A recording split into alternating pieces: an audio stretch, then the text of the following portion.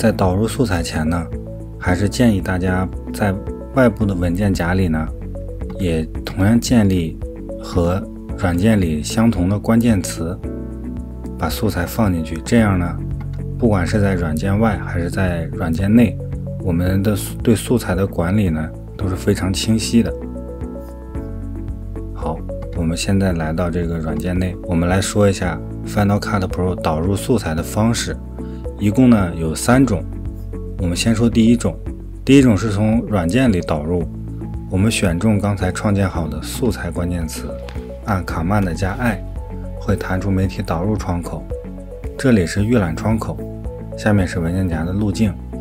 这里我们要重点说一下，就是文件这里，我们一定要选择让文件保留在原位。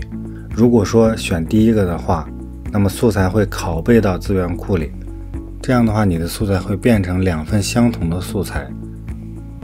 所占用的空间呢也会翻1倍，不是很推荐这么做。然后下边的这一些呢我们默认就好。然后我们现在来看一下导入素材，我们选择这个文件夹，然后我们找到素材，我们选中这个，这里呢可以播放也可以拖动，然后我们点击导入，这样呢素材就导入到了我们的素材关键词里面。我们在音乐或者音效里面是找不到这个素材的。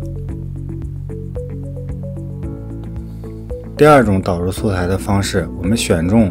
音乐关键词，然后我们打开电脑的文件夹，找到音乐，我们在选中音乐关键词的情况下，在文件夹选中音乐，然后直接拖入到软件里面，素材就导入进来了。我们可以看素材这里还是素材，音乐呢多了一个音乐。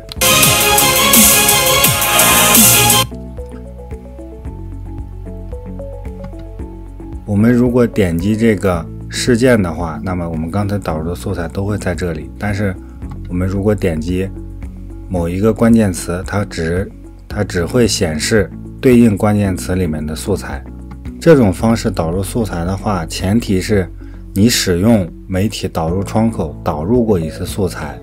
所以让文件保留在原位这个选项是变成了默认的。如果没有的话，我们按 Command 加逗号，我们打开设置，在导入这里选择让文件保留在原位，这样的话导入进来的素材就还是保留在原位，没有被拷入到资源库里边。第三种方式是我们直接在外部的文件夹直接选中一个素材，直接拖到时间线上，这样也是可以的。这个最简单了，但是素材呢不会到关键词里面，所以我们到关键词里面是没有的。这个素材呢，它会直接在资源库里面，管理和查找起来就不是很方便了。这3种方法呢，大家都可以根据自己的习惯和实际项目来使用。OK， 这就是导入素材的方法和小技巧了。接下来我们继续探索。